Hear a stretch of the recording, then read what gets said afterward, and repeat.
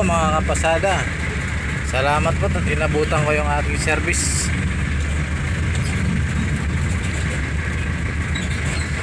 Pag nakikita nyo po yung mga sasakyan ito, dito po yung pilahan namin.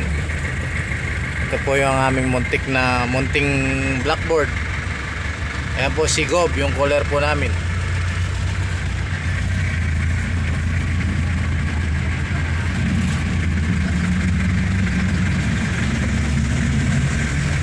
Ayan po yung pilahan po namin. Kapag rush hour po, medyo may mga pasahero naman po.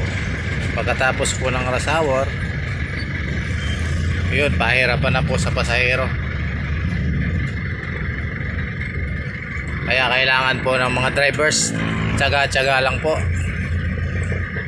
Dahil kapag may tiyaga, sabi nga nila, may nilaga.